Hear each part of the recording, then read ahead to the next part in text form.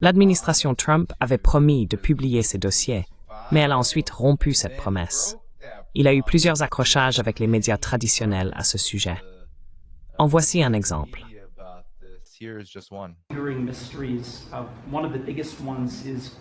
L'une des plus grandes questions est de savoir s'il a déjà travaillé pour une agence de renseignement américaine ou étrangère. L'ancien secrétaire au travail, qui fut procureur fédéral à Miami, Alex Acosta, aurait déclaré qu'il avait effectivement travaillé pour une agence de renseignement. Pourriez-vous donc préciser s'il l'a fait ou non? Et pourriez-vous également expliquer pourquoi il manquait 1 minute à l'enregistrement de la prison?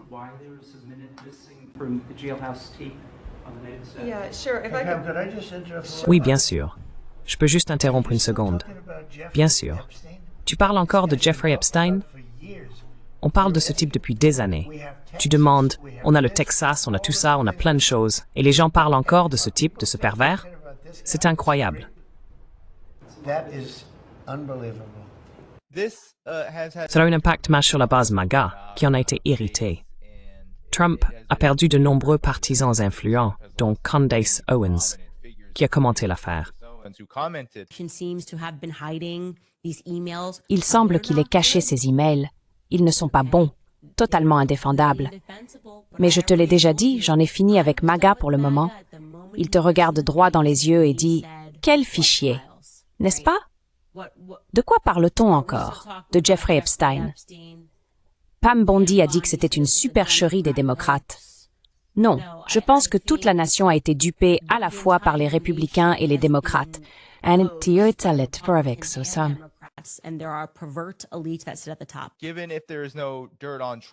Étant donné qu'il n'y a rien de compromettant sur Trump, pourquoi le cacherait-il alors? Parce que dans les emails, il a été prouvé qu'il avait des liens étroits. Bien sûr, nous n'avons pas de preuve qu'il ait nécessairement participé à l'une de ces activités, si ce n'est le fait qu'il semble que Virginia Giuffre ait dit qu'elle ne voulait pas croiser Trump si Jeffrey Epstein était présent. Donc, quelle est votre évaluation?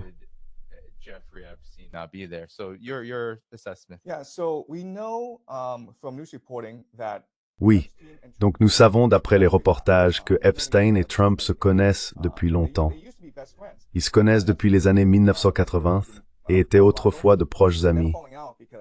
Epstein se rendait souvent à Mar-a-Lago. Puis ils se sont brouillés parce que Trump pensait qu'Epstein lui volait ses employés pour les faire travailler pour lui. Donc ils se sont fâchés. Il y a même des rumeurs selon lesquelles Trump aurait été l'un des informateurs qui ont causé des ennuis à Epstein au départ, au début des années 2000. Donc, Epstein et Trump se sont brouillés. C'est un fait que nous connaissons. C'est le premier point. Deuxième point. Comme tu le dis, c'est vraiment intéressant que Trump ne veuille pas parler d'Epstein. En fait, il a fait beaucoup pour étouffer les dossiers Epstein. Alors pourquoi ferait-il cela?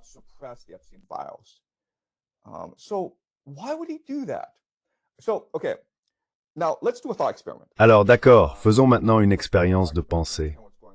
C'est vraiment important pour nous de faire une expérience de pensée afin de comprendre ce qui se passe. L'année, eh bien, revenons 1 an en arrière. Donald Trump vient tout juste de remporter la présidence. Et supposons simplement à quoi ressemblerait un second mandat. On pourrait penser que dans le monde des affaires, Elon Musk serait son principal soutien.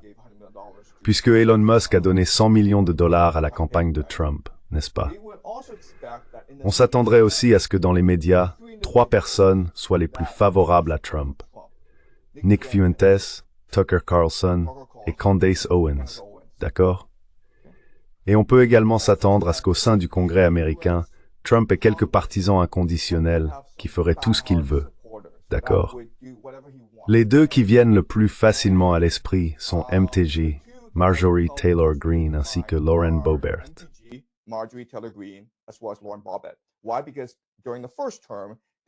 Pourquoi? Parce que pendant le premier mandat, ces deux-là étaient les partisans les plus acharnés de Trump et du mouvement MAGA, d'accord? Donc c'est ce à quoi on pouvait s'attendre. Maintenant, quelle est la réalité? La réalité, c'est qu'Elon Musk s'est brouillé avec Donald Trump.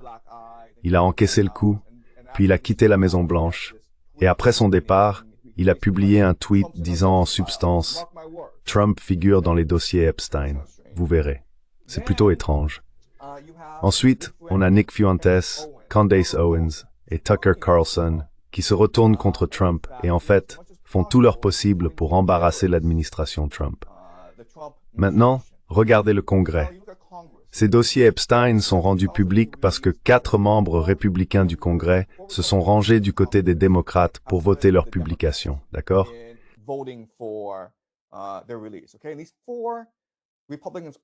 Et ces 4 républicains sont Thomas Massie, Nancy Mace, Marjorie Taylor Greene et Lauren Boebert. En fait, ce que nous savons, c'est que Pam Bondi a eu une très longue réunion avec Lauren Boebert, essayant de lui dire « Hé, ne change pas de camp, ne vote pas pour la publication de ces dossiers, le président sera très en colère contre toi. » D'accord? Donc c'est vraiment étrange. Les personnes dont on s'attendait le plus à ce qu'elles soutiennent Donald Trump pour un second mandat se sont maintenant retournées contre lui. Cela n'a aucun sens. Parce que qu'est-ce que Donald Trump a bien pu faire pour énerver ces gens-là? Et aussi, comme je ne cesse de le dire, il n'y a absolument aucun chantage sur ce type. Parce qu'un gars comme Donald Trump, il enfreint la loi depuis toute sa vie et s'en sort à chaque fois. Il sait comment contourner la loi. Il sait comment éviter d'avoir des ennuis avec la justice.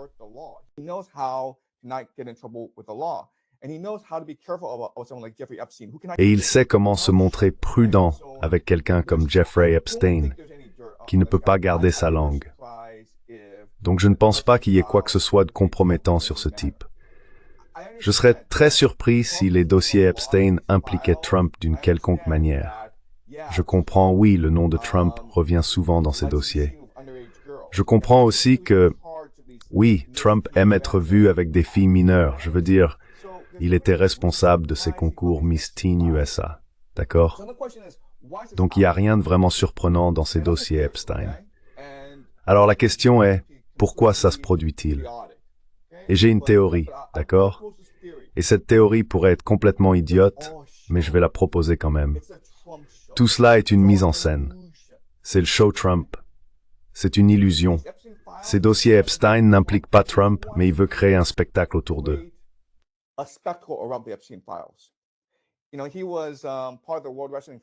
Tu sais, il a fait partie de la World Wrestling Federation pendant longtemps. Il a eu sa propre émission de télévision, The Apprentice, pendant longtemps. Donc il comprend la mise en scène d'une émission télé. Il comprend comment maximiser la réaction émotionnelle du public face à un certain événement. Ce qu'il fait, c'est créer de la tension, n'est-ce pas? Il aurait pu relâcher la tension, les dossiers Epstein, il y a plusieurs mois, et on les aurait parcourus en se disant « C'est quoi ce truc? Ça nous apprend rien qu'on ne sache déjà. » On connaît Bill Clinton, on connaît Bill Gates, on connaît Larry Summers, on connaît Jamie Dimon.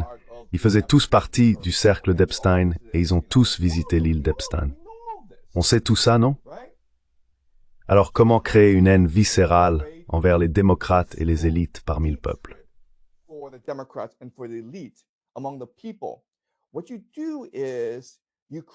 Ce que vous faites, c'est créer autant de tensions que possible, en donnant l'impression que ces dossiers Epstein sont aussi secrets que possible.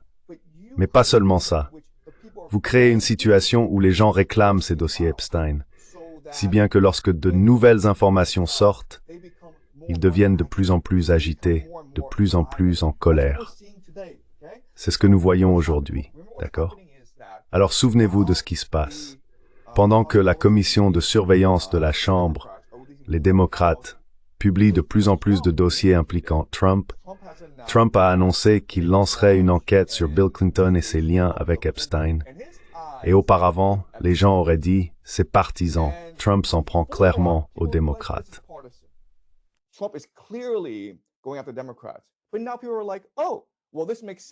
Mais maintenant, les gens disent, oh, eh bien, c'est logique, parce que nous voulons que plus d'informations soient publiées sur Epstein, publier tous les dossiers, d'accord? Donc tout cela, c'est du théâtre, c'est une illusion. Trump n'est pas impliqué dans les dossiers Epstein. Mais Bill Clinton, Bill Gates, Larry Summers, Jamie Dimon, les principaux dirigeants du Parti démocrate à bien des égards, Et il est possible qu'à terme, John Podesta soit également impliqué. Nous voyons Trump utiliser progressivement la guerre juridique pour s'en prendre à ses ennemis démocrates. Et très honnêtement, il est tout à fait possible qu'un jour Trump utilise aussi la guerre juridique contre Obama. Je sais que cela semble étrange, je sais que cela ressemble à une théorie du complot, mais regardez simplement les faits sous vos yeux.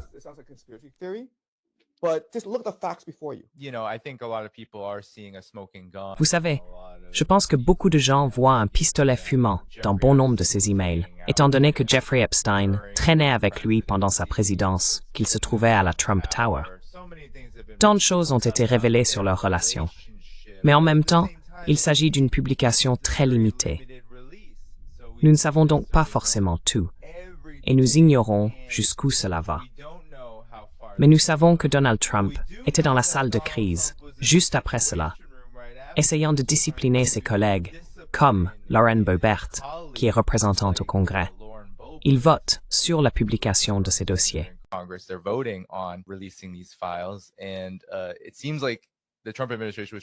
Il semble que l'administration Trump ait essayé de la discipliner pour qu'elle ne s'aligne pas sur cette position et qu'elle ait fini par se rétracter. Diriez-vous donc que tout cela n'est que du théâtre, parce qu'on a vraiment l'impression qu'on nous entraîne sur cette voie où ces dossiers font désormais partie de la discussion. Le problème pour Donald Trump, c'est que cela lui nuit assez gravement auprès de sa propre base. Vous avez mentionné Candace Owens, Nick Fuentes. Ces personnes se retournent maintenant contre lui. Et il y a beaucoup de raisons à cela, principalement parce qu'il n'a pas tenu sa promesse de publier les dossiers.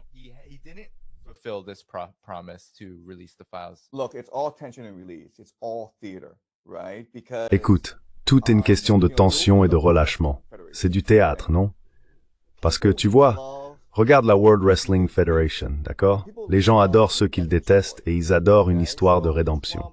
D'accord, donc Trump, oui, il a 36% d'opinion favorable, sa base s'est retournée contre lui, et Tucker Carlson, Nick Fuentes, Dave Smith, tous parlent mal de lui. Mais alors, est-ce que ça compte? Ce qui compte, c'est 2028, cette élection-là. C'est ça qui importe, parce que Trump a l'intention de se présenter pour un troisième mandat. C'est la clé. Autre point essentiel, on peut s'attendre à davantage de violence politique en Amérique dans les prochaines années. Le consensus politique s'est effondré.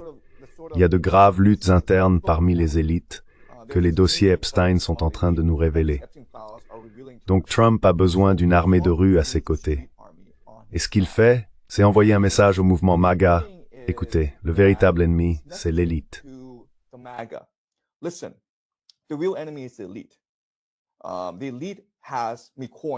L'élite m'a acculé. L'élite détient des moyens de chantage contre moi. Et c'est pour cela que je supplie qu'on m'aide. Il n'y a rien que je puisse faire.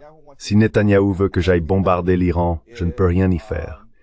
Si l'État profond veut que j'aille bombarder le Venezuela, je ne peux rien y faire. Je suis pris en otage. Sauvez-moi. C'est lentement le message qui est transmis à sa base. Je sais que cela semble étrange. Mais ce que nous devons comprendre, c'est que regardez un match de football ou de basket. Ces athlètes sont des superstars. Ils sont capables de faire des choses qui nous paraissent inimaginables. Ces politiciens, Donald Trump, MTG, Thomas Massie, ont une sorte de sixième sens pour les vents politiques, pour la manière dont l'humeur en Amérique évolue, et pour la meilleure façon de la manipuler avec subtilité. Ils savent surfer sur cette vague. Donc encore une fois, je sais que cela semble fou, mais au step, voir comment les choses vont évoluer au cours des prochains mois.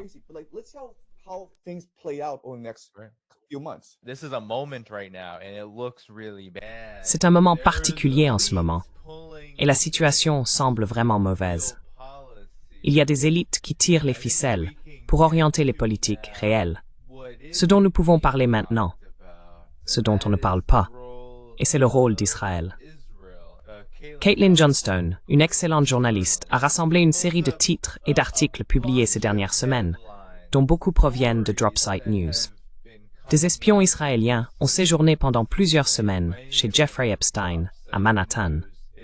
Des courriels divulgués montrent qu'Epstein travaillait sur un virement bancaire destiné au principal assistant d'Ehud Barak, Yoni Koren, qui séjournait régulièrement dans son appartement.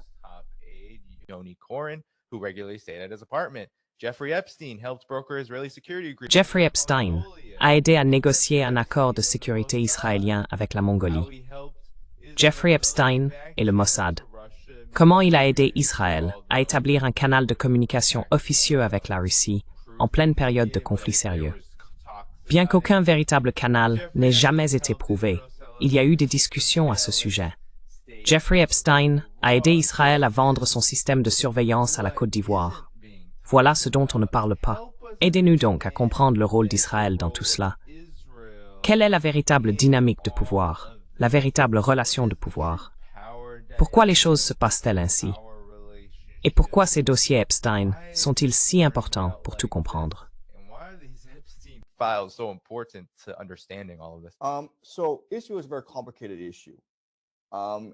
Donc, cette question est très complexe. Et encore une fois, je vais prendre un risque et donner à tout le monde un point de vue controversé. L'identité juive, le peuple juif, est une création de l'Empire. C'est une forme d'empire. Alors laissez-moi expliquer lentement ce qui se passe et soyez patients, d'accord? Le peuple juif, le terme juif, vient de l'Empire perse. Et je soutiendrai qu'Israël est une construction de l'Empire perse. Je sais que dans la Bible, il est dit que les Juifs descendent d'Abraham, qui a vécu il y a environ 4000 ans. Mais si l'on regarde simplement l'histoire réelle, Israël fut la création de l'Empire perse. Pourquoi? Eh bien, parce que si l'on observe une carte, à cette époque de l'histoire, le Moyen-Orient était la région la plus riche du monde. Il y avait l'Anatolie, l'Égypte, la Mésopotamie.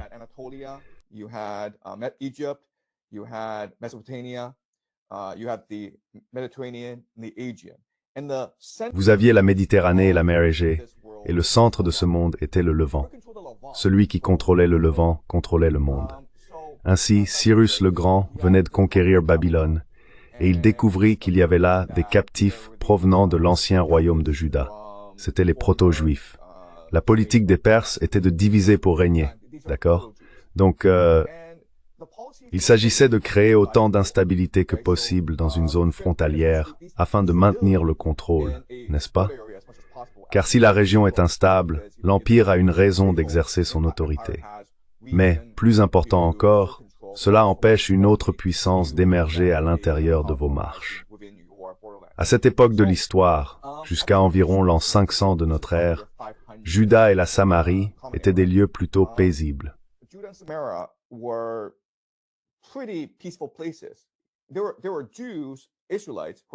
Il y avait des Juifs, des Israélites, qui s'étaient convertis à la religion polythéiste locale.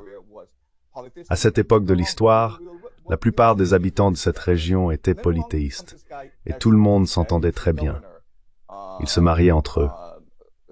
Puis arrive cet homme, Esdras. C'est le gouverneur envoyé par la Perse pour recréer l'identité juive, et il proclame immédiatement que si vous êtes un homme juif et que vous voulez rester juif, vous devez divorcer de votre femme mitzinerlam, steris iusafurginal thinkwed. Ça prête beaucoup conflit, begma stepward.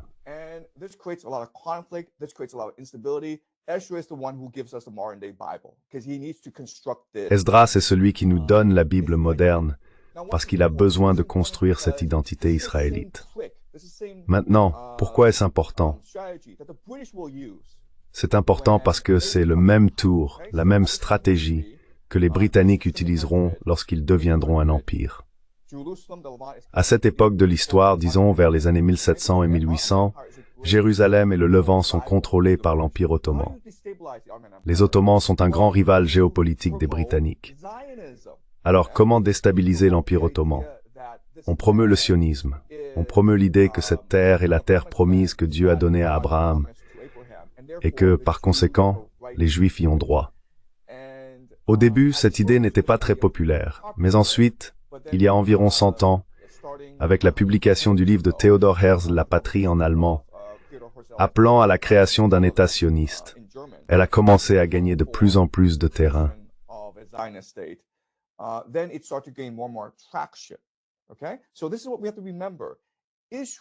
Voici ce qu'il faut retenir. Israël est une sorte d'empire conçu pour déstabiliser la région, et il y parvient très bien.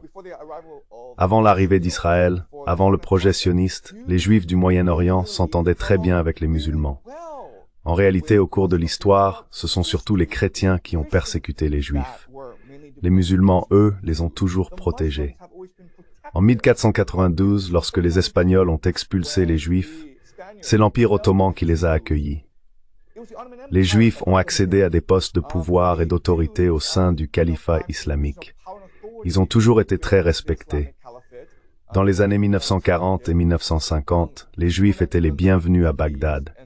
Ils étaient les bienvenus à Téhéran.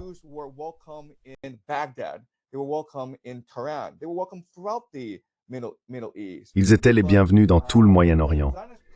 Mais le projet sioniste était alimenté par l'antisémitisme et ils avaient besoin de main-d'œuvre. Alors ces sionistes ont mené une série d'attentats terroristes à Bagdad. Les Juifs ne s'y sentaient plus en sécurité et ils ont donc commencé à émigrer vers Israël. C'est quelque chose qu'il faut garder à l'esprit. Israël est le pitbull de l'Empire. C'est un pays d'empire, destiné à déstabiliser le Moyen-Orient. Et c'est ce qu'Israël est aujourd'hui. L'Amérique utilise Israël pour déstabiliser la région, afin de maintenir le contrôle sur les ressources pétrolières, les routes commerciales, et Jérusalem, qui est la ville sainte des trois grandes religions abrahamiques. C'est pourquoi on entend sans cesse parler d'Israël.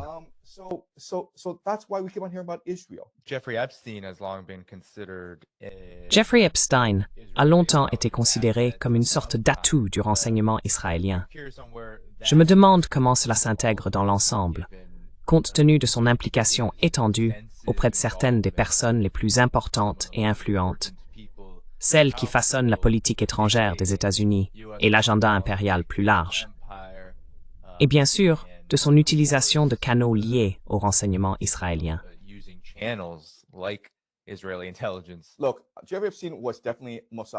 Écoute, Jeffrey Epstein était sans aucun doute un agent du Mossad, mais il était aussi sans aucun doute un agent de la CIA. Et il aurait pu être un agent pour les Russes, pour Israël. La façon dont ces espions fonctionnent, c'est qu'ils sont tous des agents doubles, des super agents. C'est pour cela qu'ils sont si efficaces. Ils deviennent un point de convergence pour différentes élites du pouvoir. Donc oui, Jeffrey Epstein était un agent du Mossad. Mais était-il loyal envers Israël? Peut-être, peut-être pas. Était-il un bon ami d'Israël? Absolument.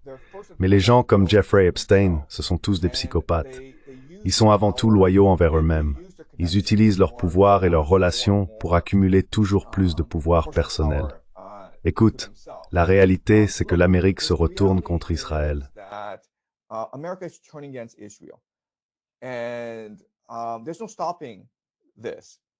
Et rien ne pourra arrêter cela.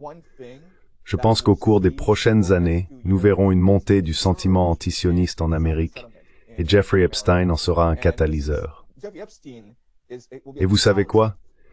Les Américains ont tout à fait raison de penser que leur politique étrangère ne devrait pas être prise en otage. Elle ne devrait pas être dictée par une nation étrangère.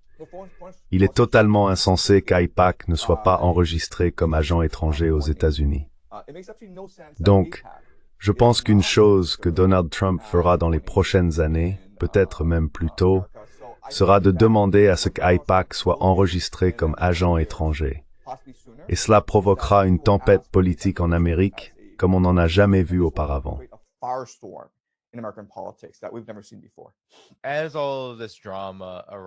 Alors que tout ce drame se déroule, vous savez, les divisions au sein du mouvement MAGA, Candace Owens et d'autres qui s'éloignent de Donald Trump à cause d'Epstein, voilà que les emails sortent. Le président américain Donald Trump a supplié pour obtenir une grâce pour Benjamin Netanyahu. Il a gracié un grand milliardaire, un ancien propriétaire des Spurs, un milliardaire britannique impliqué dans des délits d'initiés. Selon vous, comment tout cela s'intègre-t-il dans ce qui se passe en ce moment, dans l'atmosphère actuelle? Les États-Unis, ou l'Amérique comme vous l'appelez, sont-ils anti-civilisation? Cette anti-civilisation est-elle en train de partir en fumée?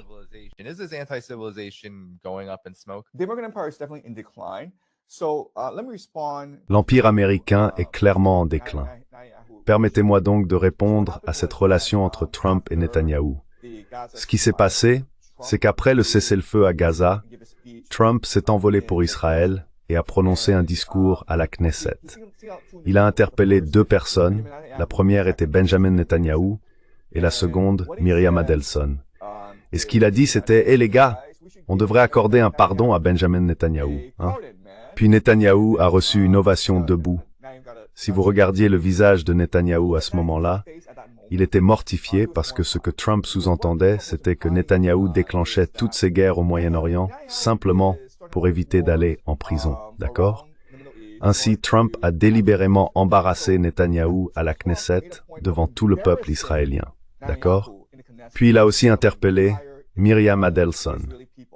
Il a raconté une histoire sur une conversation qu'il avait eue avec elle, où il lui avait demandé « Aimez-vous davantage l'Amérique ou Israël ?»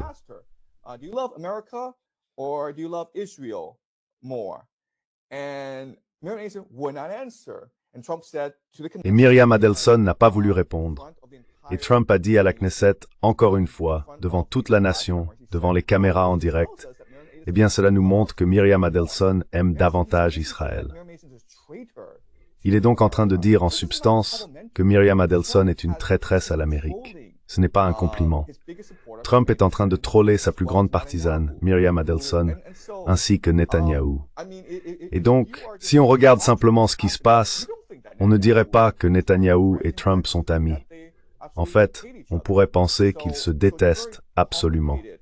C'est donc une relation très compliquée. Et ce qui se passe réellement, je pense, c'est qu'on assiste à un déclin de l'Empire, comme tu le dis. Et quand un empire décline, ce qui arrive souvent, c'est que les élites commencent à s'attaquer entre elles, d'accord?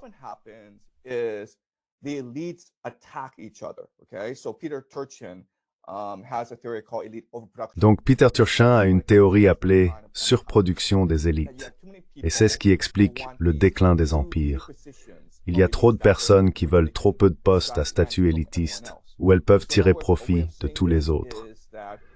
Autrement dit, tout ce que fait Trump vise en fin de compte à s'en prendre à l'état profond, à révéler qui ils sont, ce qu'ils veulent et comment ils fonctionnent, afin que le peuple américain puisse se soulever et le renverser.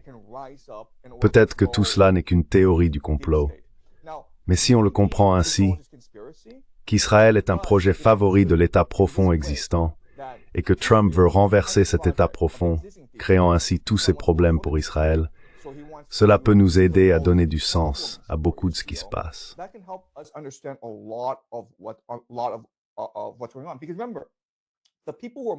Parce que souvenez-vous, les personnes qui attaquent le plus Israël dans les médias, Nick Fuentes, Candace Owens, Tucker Carlson, étaient autrefois des partisans acharnés de Trump. Alors pourquoi se détachent-ils maintenant? Rappelez-vous aussi que Candace Owens est devenue célèbre sur Internet grâce à Charlie Kirk, n'est-ce pas? Et ce qu'elle dit, ce qu'elle sous-entend, c'est qu'Israël serait responsable de l'assassinat de Charlie Kirk, parce que Charlie Kirk ne voulait pas que Trump bombarde l'Iran. C'est ce qu'elle laisse entendre. Donc une grande partie de ce sentiment se retourne contre Israël. Rappelez-vous aussi que ce qui se passe en ce moment, c'est que Larry Ellison a racheté TikTok, qui était depuis longtemps l'une des rares plateformes où l'on pouvait critiquer le génocide à Gaza.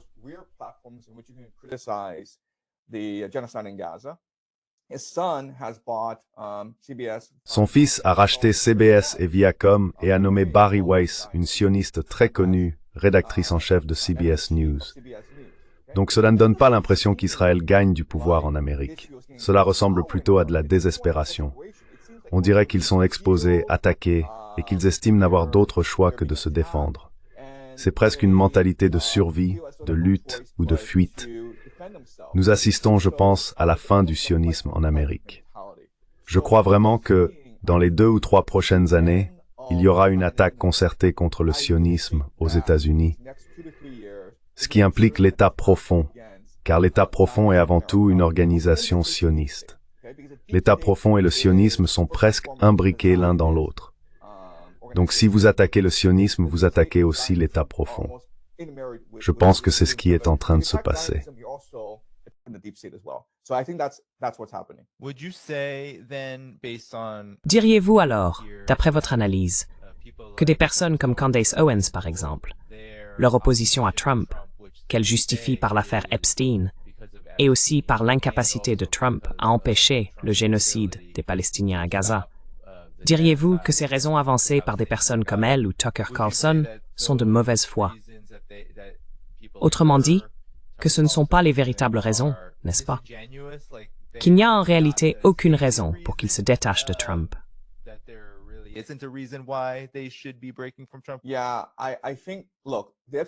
Oui, je pense. Écoute, les emails d'Epstein nous montrent que les journalistes sont des agents politiques. Non? Si tu regardes Michael Wolff, si tu regardes Thomas Landon du New York Times, ils agissaient en gros comme des stratèges politiques pour Epstein. Donc tu vois, pour quelqu'un comme Candace Owens, Tucker Carlson, Nick Fuentes, atteindre le niveau de notoriété et de pouvoir qu'ils ont en Amérique, ils doivent savoir lire correctement les vents politiques. Je ne dis pas que Donald Trump et Candace Owens se parlent au téléphone pour discuter de stratégie.